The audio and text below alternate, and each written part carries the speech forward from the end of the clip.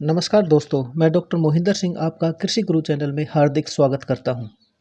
आज हम objective question की तीसरी श्रेणी को लेकर आए हैं। आइए इसको स्टार्ट करते हैं। Beaten rice is called as flaked rice.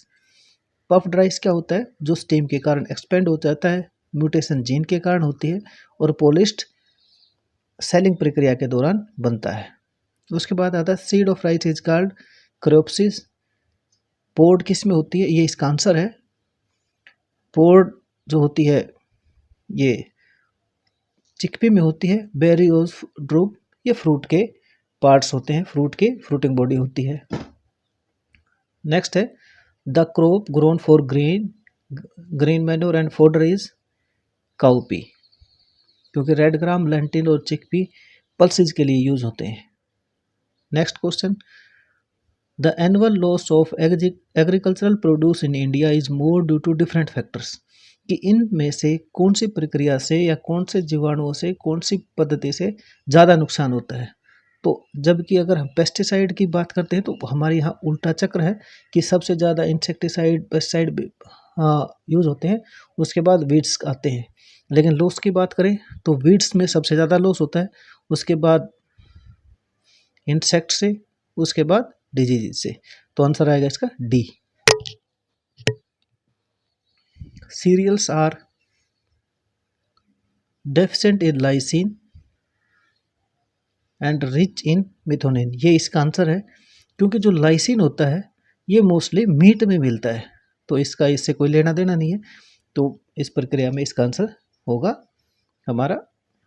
उसके बाद आता है international rice research institute is located Los Banos. Next question, which one of the following is explosive fertiliser. Answer होगा अमोनियम नाइट्रेट, क्योंकि बहुत ज्वलनशील है, इसको बहुत ध्यान से रखना पड़ता है वरना बड़े खतरनाक विस्फोट होते हैं। यूरिया और सोडियम नाइट्रेट में ऐसा कुछ नहीं होता। ये तो हमारे पानीपत में भी इसका प्लांट है, तो ये ज़्यादा ज्वलनशील नहीं होता, इससे ज़्यादा खतरा नहीं होता। The botanical name of the pearl millet is, सबको पता है, Pennisetum typhoides. Peas seeds will germinate best if soaked in jar containing. अगर हमें जर्मिनेशन के लिए हम क्या जानते हैं कि मॉइस्चर चाहिए, कार्बन डाइऑक्साइड चाहिए, ऑक्सीजन चाहिए, और अगर बंद होगा तो उसके अंदर कार्बन डाइऑक्साइड ऑलरेडी होती है। अगर सीड को जर्मिनेशन करना है तो हमें ऑक्सीजन की सबसे ज़्यादा ज़रूरत पड़ती है, कि बिना ऑक्सीजन के एंजाइम एक्टिवेट नहीं होते, हाइड्रोलेस, और वो वाटर का एब्जॉर्प्शन नहीं कर पाते। इसलिए हमने ये भी देखा होगा, अगर बारिश हो जाती है सोइंग के बाद तो जर्मिनेशन नहीं होता, क्योंकि ऑक्सीजन की डेफिशिएंसी होती है। इसका मतलब इसका आंसर आएगा ऑक्सीजन, सी। जो 10वां है, which of the following land type deserve sprinkler irrigation. Land types of humid region, क्योंकि ये तो हो नहीं सकता कि ह्यूमिड रीजन है तो उसमें वैसे इसकी जरूरत नहीं पड़ेगी, थी हमारा खत्म हो जाता है। Land types of hilly region, ये बात ठीक है, वेटलैंड्स में भी जरूरत नहीं होती और फ्रेगमेंटेड लैंड में भी ये इरिगेशन इंस्टॉल नहीं होता। इसका आंसर आएगा हमारा बी। उसके बाद जो हमारे क्वेश्चंस आते हैं वो है सी में क्या है, which of the following agroclimatic condition is suitable for wheat cultivation. Hot and humid climate बिल्कुल गलत है, क्योंकि हॉट और ह्यूमिड होगा तो C3 प्लांट है, तो फोटो रेस्पिरेशन होगा, तो इसका फायदा नहीं होगा। Wet and humid climate, wet और ह्यूमिड क्लाइमेट में फंगस की ग्रोथ होगी, और वेट ज़्यादा इन्वायरमेंट इसको ज़रूरत नहीं होती क्योंकि लॉजिंग हो जाएगी। Moderate temperature and moderate rainfall, ये इसका सही आंसर है, क्योंकि 21-22 के करीब टेम्परेचर और 500 से 700 mm के बीच में बारिश, ये मॉडरेट टेम्परेचर रेनफॉल का एरिया होता है, तो ये बेस्ट सूटेड है। तो इसका आंसर आएगा C. Cold weather and heavy rainfall बिल्कुल ऑब्वियसली गलत है। Which of what is the approximate gross cropped area in India. India का जो क्रॉप्ड एरिया है वो लगभग 200 मिलियन, अगर एग्जैक्टली आ जाए तो 198 मिलियन हेक्टेयर इसकी वो हमारा ग्रोस क्रॉप्ड एरिया है। Which of the following expression is the approximate geographical area of the India. 32 lakh kilometre, क्योंकि हमें पता है 329 मिलियन हेक्टेयर ज़मीन हमारे पास, तो इसका आंसर आएगा C. Next question, which of the following means filling of the land. Land की filling, preparation of the land for next crop, obviously गलत है। डिगिंग वेल्स बिल्कुल गलत है, क्योंकि वैसे ही मिट्टी बाहर निकल रहा है। हार्वेस्टिंग ऑफ क्रॉप्स ये लेना देना नहीं है, तो इसका आंसर आएगा draining the land.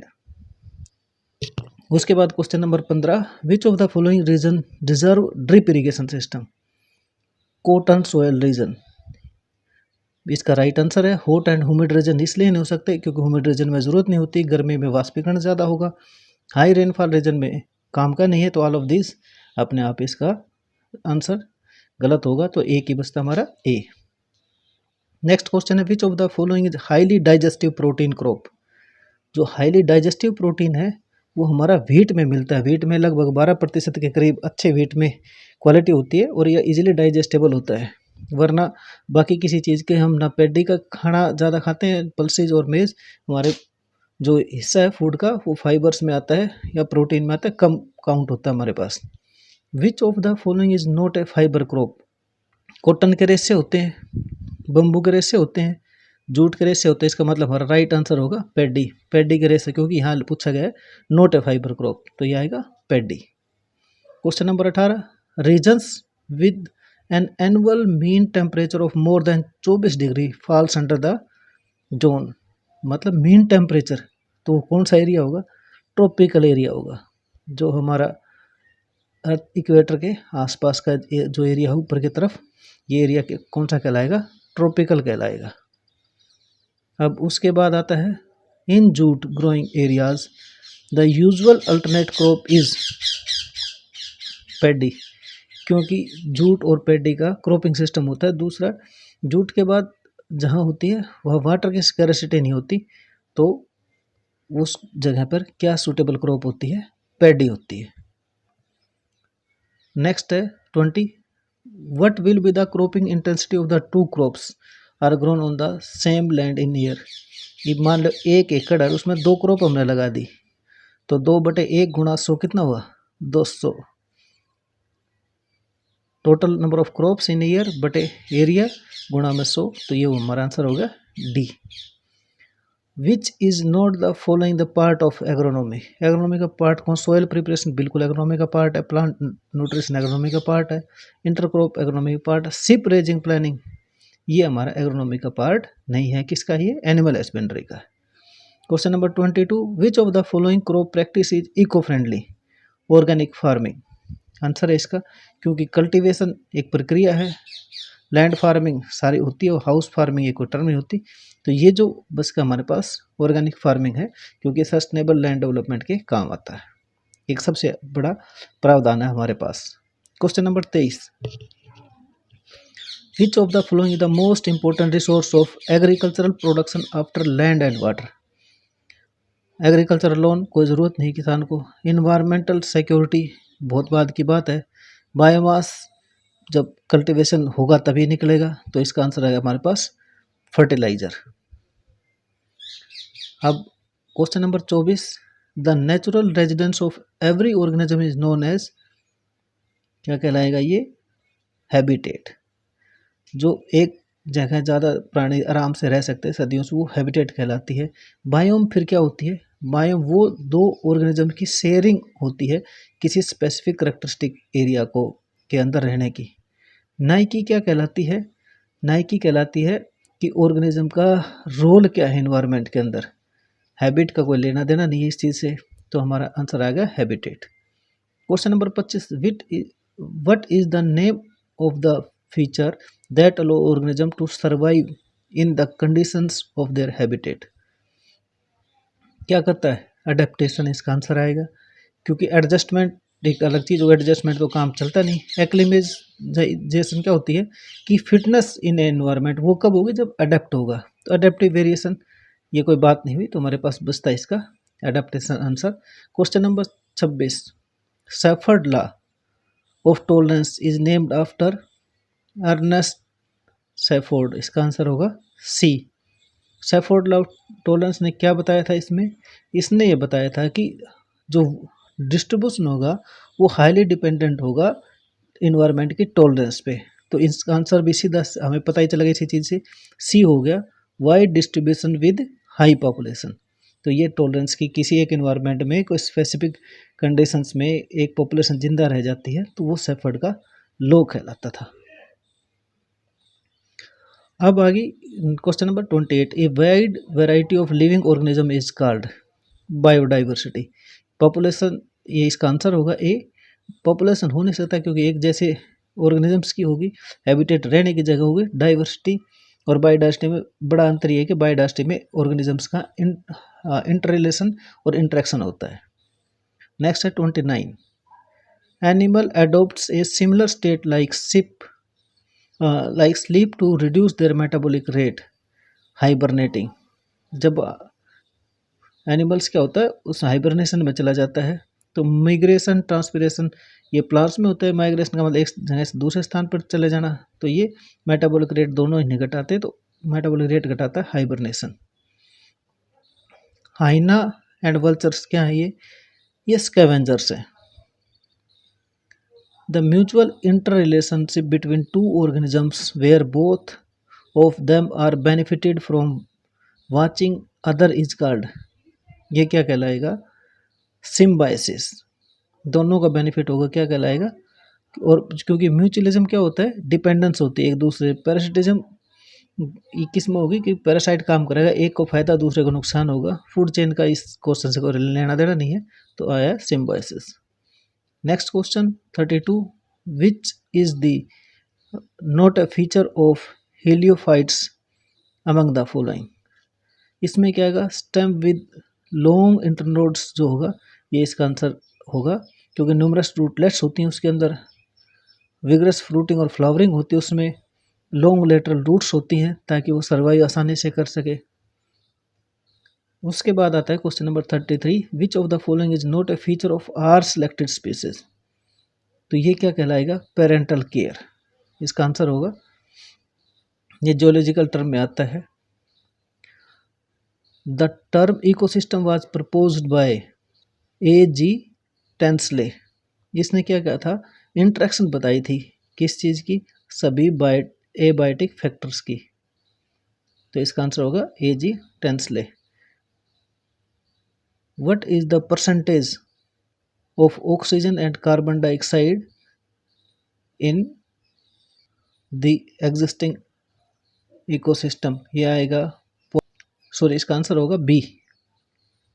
I have some confusion. I will update you in the comment box about this answer.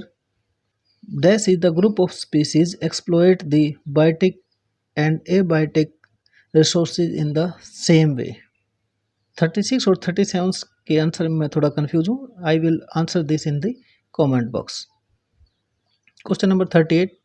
Which is or are the biotic component of the ecosystem?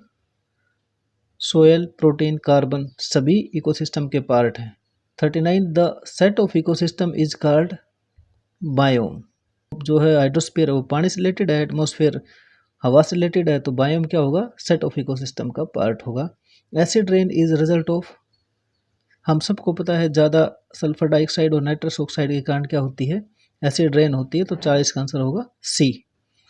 The green house effect in the atmosphere is due to, इसमें क्या होता है? Absorption होता है infrared radiation का, तो ये होगा absorption of and re emission of infrared radiation by the atmosphere, answer number 1। The result of deposition is drying forest and lakes. इसके बाद आता है question number 43, the reason for the soil pollutant is, किसके कारण होती है? Aerosols के कारण होते हैं पोल्यूशन का।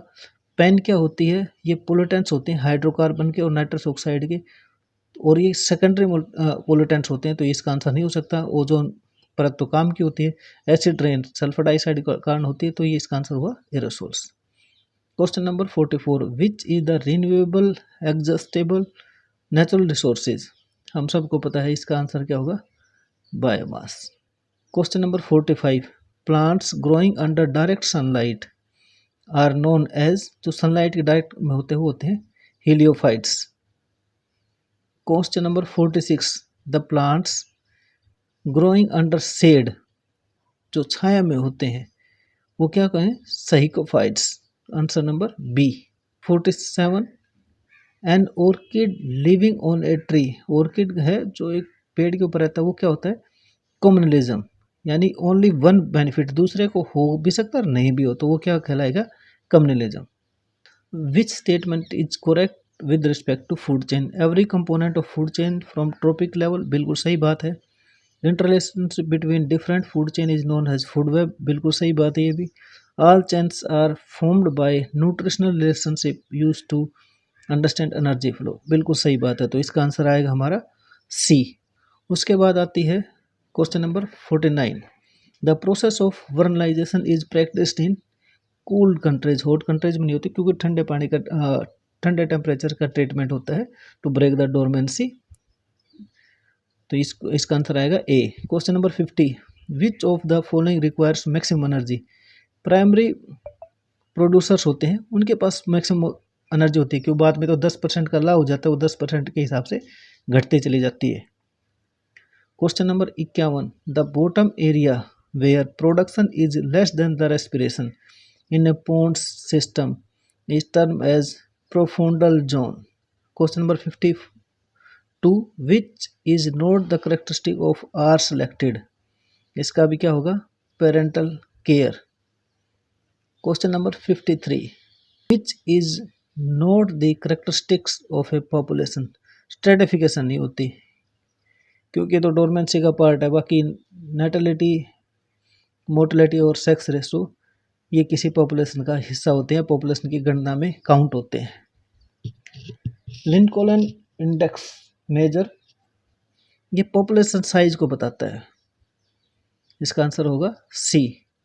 एलिलोपैथी यानी एक स्पीसीज दूसरी स्पीसीज के लिए टॉक्सिन बनाती है, वो क्या कहलाता है? एलिलोपैथी कहता है. तो इसका आंसर रहेगा A. The ratio between energy flow at different points in a food chain वो क्या कहलाएगा? Ecological efficiency. यानी जैसे जैसे फूड चेन ट्रॉपिकल लेवल 1, 2, 3, 4 की तरफ बढ़ती जाएगी तो एफिशिएंसी के ऊपर डिपेंड करती है कौन सा कहाँ आएगा. The ability of a population to increase under ideal environmental condition is called as biotic potential. Next है in an ecosystem the energy flows is always unidirectional. कि हमें पता है कि एक जो एनर्जी का फ्लो होता है वो एक ही डायरेक्शन में होता है ट्रॉपिक लेवल में, फर्स्ट से प्रोड्यूसर से कंज्यूमर की तरफ और लास्ट में स्कैवेंजर्स की तरफ. Question number 59. The thermal stratification the middle region which shows vertical temperature change is called. Answer है इसका मेटालिमिनोन. मीजोलिमिनोन क्या होता होगा? Temperature change drastically. तो ऊपर दिखाई नहीं है तो वर्टिकल चेंज में आएगा, तो ये इसका आंसर नहीं होगा. एपिलिनियन अपर लेयर का टेम्परेचर, ये भी नहीं है क्योंकि मिडल की बात की. हाइपोलिमियन ये लोअर लेयर की होती है, ये भी आंसर नहीं हुआ, तो आंसर हुआ इसका C. Next question 60. Select a non denitrifying bacteria Bacillus ramosus. बाकी तीनों क्या करते हैं? नाइट्रोजन को फिक्सेशन करते हैं. जिसने नाइट्रोजन फिक्सेशन पढ़ा होगा तो ये तीनों बैक्टीरिया का नाम आया होगा. विच वन इज ए के सिलेक्टेड स्पीसीज. ह्यूमन बींग्स होते हैं, ये जो सिलेक्शन होता है उसमें काउंट होती है, इसको के सिलेक्शन में काउंट करते हैं. All the species of lemur are endemic to which area. Wet nose mammal से होते हैं बंदर जैसे, जिनकी जो नास होती है वो बंदर के जैसे होती है और वो गिल्ली रहती है. तो ये कहाँ थे?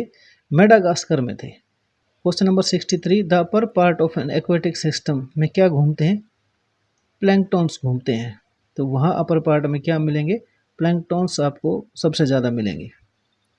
Next question 64.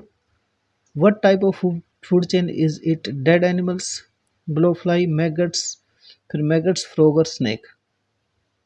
इसको क्या बोलते हैं? डेट्रियल फूड चेन बोलते हैं.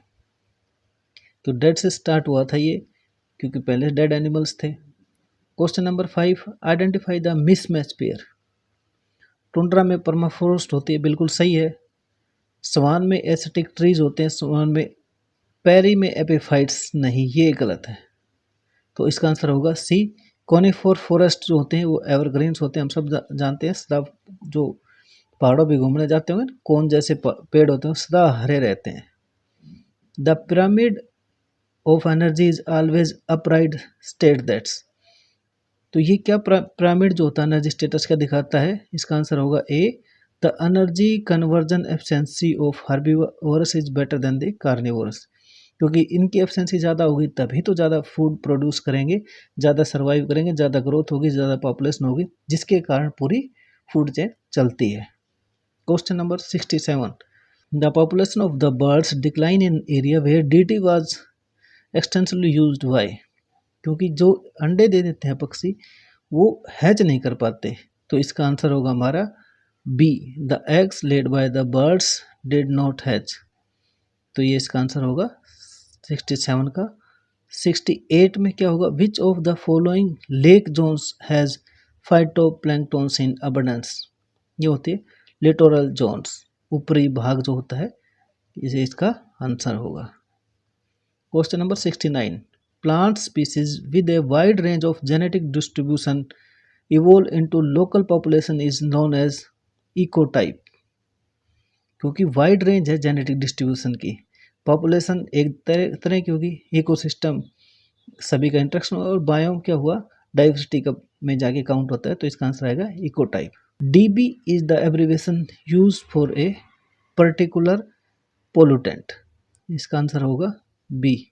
The egg shell of the birds becomes thin by the pollution from pesticide due to interfere with the activity of, किससे बनती है एग सेल, कैल्शियम से बनती है, तो ये क्या आएगा, कैल्शियम एटीपीज के साथ वो इंटरफेयर करता है, जिसके उसकी कवरिंग है वो पतली रह जाती है, महीन रह जाती है।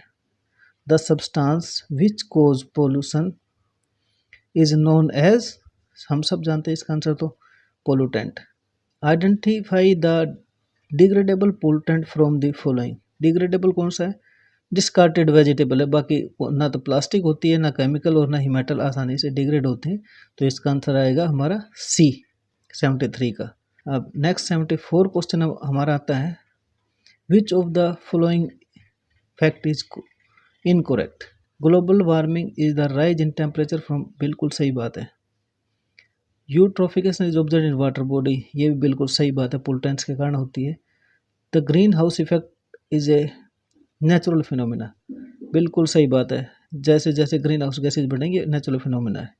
Ozone is harmless to breathe, ना ये गलत बात है, तो इसका आंसर आएगा D. Question number 75, areas that are under the influence of DDT may observe a decline in population of the bird, ये दोबारा आ गया। Second, the eggs did not hatch, तो इसका वही होगा B, the eggs did not hatch.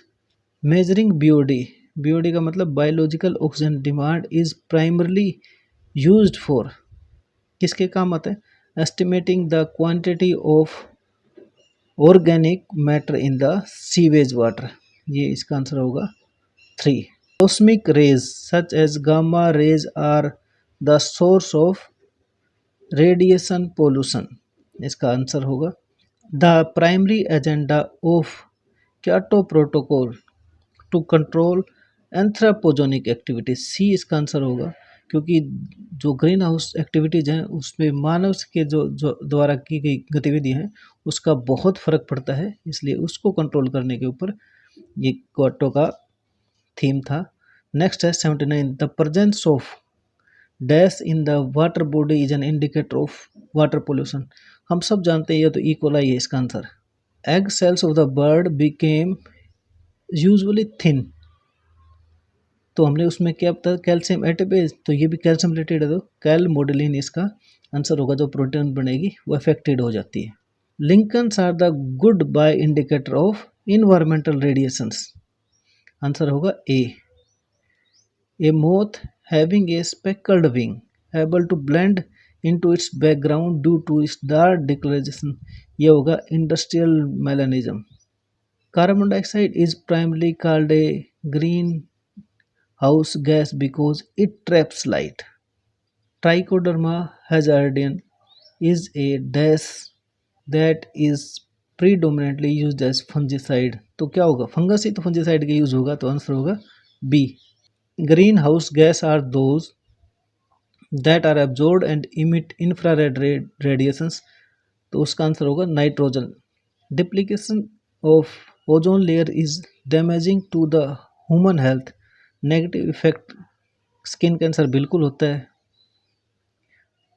Osteoporosis बिल्कुल होती है, डिस्पेसिया बिल्कुल होती है, तो इसका जो आएगा question number 86, depletion of ozone layer is damaging to human health, negative effects are skin cancer, osteoporosis, dyspepsia, ये तीनों ही नहीं होते, इसका आंसर आएगा none of above. Organism use to gauge the quality of ecosystem, predators होते हैं, ये बताते हैं कि क्वालिटी कैसी रहेगी। Dex is a waste disposal method where solid organic waste are converted into residue and gaseous product through combustion, incarnation इसका answer होगा। नेक्स्ट है question number 89, which of the following is not A green house gas, methane green house gas है, धान से निकलती है, nitrous gas भी निकलती है, जो हमारे साधन है उनसे भी निकलती है, ओजोन गैस ऑलरेडी है जो ट्रैप करती है, तो हाइड्रोजन गैस है, ये इसका आंसर होगा। Question number 90, which of the following have high energy levels and shorter wavelength, सबको पता है ये तो, अल्फा रेडिएशन से इसका आंसर होगा। Normal green house gas effect is important for sustainable of life on earth as it has increase the earth surface temperature by 15 degree centigrade, इस gas के कारण इतना फर्क पड़ा है। Which of the following green house gas is present in varying quantities, कौन सी gas है जो वेरिंग होती है, कार्बन डाइऑक्साइड, बाकी तो गैस मिथेन का तो चलता ही रहता है, क्योंकि इसी के लिए कार्बन का सिक्वेस्ट्रेशन का काम बहुत तेजी से चल रहा है। Gas molecules that absorb thermal infrared radiation and are present in the large quantity to alter the climate change is known as alpha radiations, इसका क्या होगा, अल्फा रेडिएशन इसका आंसर होगा। 94 number question, burning of fossil fuels result into increase in green house gases, क्योंकि जब जलेंगे तो उसके अंदर से गैसें निकलेंगी और वो अनबर्न्ड बचेगा, उससे कौन सी गैस बनेगी, increase green house gases, nitrous oxide, methane gas, तो इसे निकलती हैं तो उससे क्या बनेगा, ग्रीन हाउस गैस बढ़ेंगी। Question number 95, the most potent green house gas, methane gas, ये कार्बन डाइऑक्साइड से 30 गुना एफिशिएंसी है गर्मी को ट्रैप करने की, लाइट को ट्रैप करने की इसकी। Which of the following is incorrect about the green house gas effect, life on the earth is possible due to green house effect, बिल्कुल है, गर्मी की जरूरत पड़ती है। Green house effect is a natural process that maintains the temperature, ये बिल्कुल सही बात है। More is the emission of green house gas more the temperature of the earth surface, ये बात बिल्कुल ठीक है। The increase emission of green house gas is a natural process, ये बात गलत है, तो इसका आंसर आएगा हमारा डी, इसका हमारा आंसर रहेगा। 97, which is not naturally occurring green house gas, तो क्या होगी वो, कार्बन डाइऑक्साइड, इसका आंसर रहेगा C. Which is not true for the relative contribution of various greenhouse gases to total global warming, वो है methane gas 20%। The global warming potential is depend upon which of the following factor, किस पे depend करेगा, absorption capacity of infrared radiation, बिल्कुल सही बात है। Atmospheric life time, ये बिल्कुल सही बात है।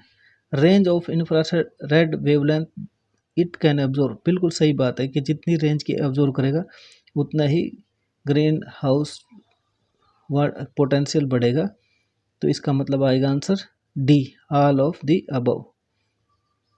100, विच of the following green house gas has the highest atmospheric life, हमने थोड़ी देर पहले पढ़ा था कि ये पैडी के कारण भी होती है, ये पशुओं के वेस्ट के कारण भी होती है, तो इसका सबसे हाईएस्ट एटमॉस्फेरिक लाइफ टाइम है 101। Why is there is a extreme difference in the temperature at day and night, इसका आंसर है C, there is a lack of moisture lead to escape the heat, जब moisture heat उसका lead करेगा heat को escape करने में, क्योंकि पोर space होता है 50%, जिसमें आधी एयर होती है और आधा सॉलिड स्पेस के जो बात बचता है उसमें 50% सॉलिड सरफेस, 50 में पोर्स, और पोर्स में 50% एयर और 50% मॉइस्चर। क्वेश्चन नंबर 102, 101 दो बार लिख दिया। What is carbon sequestration? Removal of carbon dioxide from atmosphere, ठीक बात है। Storage of carbon dioxide deposit in reservoir, बिल्कुल ठीक बात है। Removal of carbon dioxide from the atmosphere and storing it by the depositing in the reservoir, ये भी sequestration का एक पार्टी है। नन ऑफ अबव नहीं आएगा, ये ऑल ऑफ अबव आएगा, तो इसका आएगा D. Which is a sink for carbon? Water bodies बिल्कुल सिंक है। ऑयल ओल्ड जो फील्ड होते हैं वो भी, वेटलैंड्स भी, तो इसका आंसर आएगा all of the above. Kiwi fruit और Chinese gooseberry is grown in which of the state और states of India? Nagaland, Himachal Pradesh, Arunachal Pradesh. सबको पता है कीवी पहाड़ों पे होता है, तो इसका आंसर आएगा all of the above.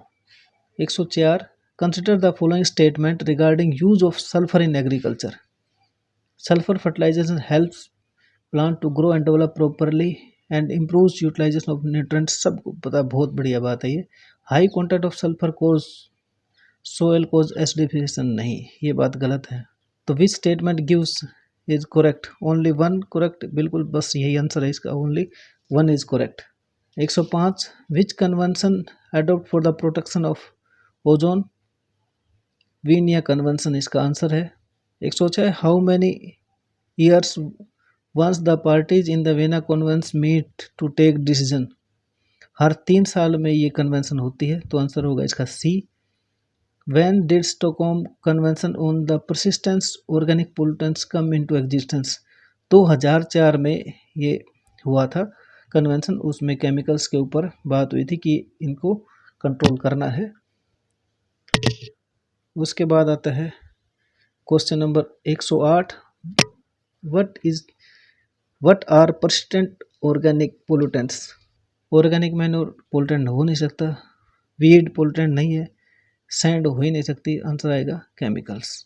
What are the main of aim of Stockholm convention on the persistent organic pollutants? Eliminate dangerous POPs. Basel convention is mainly deals with the biological diversity, बिल्कुल नहीं था। Hazardous waste and their disposal, Basel का ये main मुद्दा था जिसमें ये deal हुआ, बी आंसर आएगा इसका। Next, what is the main of aim of UNFCC? ये है United Nation framework of climate change, convention of climate change. तो क्लाइमेट चेंज है तो सीधे सी बात है, किससे बात करेगी? ग्रीन हाउस गैसेज के बारे में, तो स्टेबलाइजेशन ऑफ ग्रीन हाउस इसका आंसर होगा। Which of the following which convention came into exist for the use of trans boundary water course? Helsinki convention में ये वाटर कोर्स पे चर्चा हुई थी। How many principles are proclaimed in Rio de Janeiro convention? इसमें क्या हुआ था? कन्वेंशन के अंदर 27 प्रिंसिपल्स पे बात हुई थी, तो इसका आंसर आएगा, जो प्रिंसिपल निकल के आए थे प्रोक्लेम किए थे, 27। What is the full form of ENMOD? इसका है एनवायरमेंटल मॉडिफिकेशन कन्वेंशन, आंसर होगा बी। GIS सबको ध्यान है, एग्रीकल्चर वालों को, geographical information system, generic information system हो सकता है जिनसे हुआ। जियोलॉजिकल इंफॉर्मेशन तो एक जियोलॉजिकल पार्ट हुआ। जियोग्राफिकल इंफॉर्मेशन शेयरिंग ये भी इसका आंसर नहीं है। GIS dealt with which kind of data? Spatial data, जगह का डाटा देता है। Which of the following statement is true about the capabilities of GIS? ये डाटा कैप्चर एंड प्रिपरेशन, बिल्कुल ठीक बात है। Data management and including storage and maintenance, बिल्कुल सही बात है ये भी। डाटा मैनिपुलेशन एंड एनालिसिस, बिल्कुल सही बात है, इसका मतलब आंसर आएगा ऑल ऑफ दीज। उसके बाद है question number 118 by spatial data we mean data that has positional value. GIS का मतलब ये है, पोजिशनल बताता है वो, कॉम्प्लेक्स ग्राफिक डेसिमल से कोई लेना देना नहीं है। With what is Meta data? तो डाटा जो है ये डाटा के बारे में, मेटा डाटा जो हमने GIS पोजीशन से लेते हैं।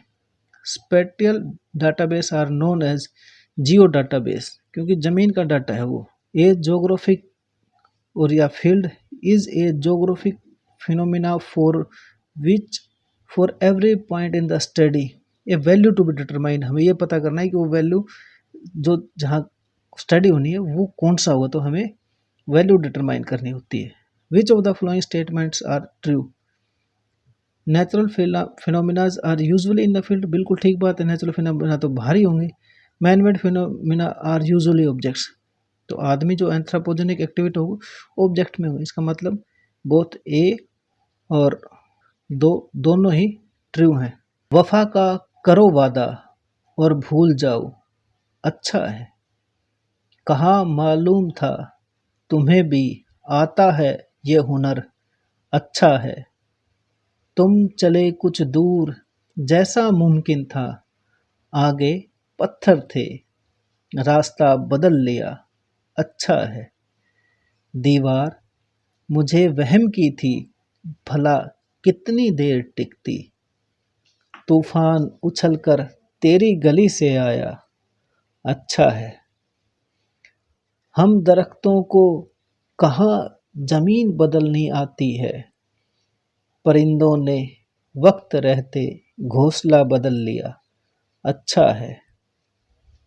इल्म कहाँ हर किसी को बयाए हिज्र समझना, तुमने फिर माही झूठी बात कर दी, अच्छा है। तो दोस्तों इसी के साथ आज की हमारी तीसरी ऑब्जेक्टिव क्लास को हम विराम देते हैं। जल्द ही नई वीडियो लेकर आपके सामने प्रस्तुत होंगे। तब तक खुश रहिए, मस्त रहिए, स्वस्थ रहिए। जय हिंद, जय भारत।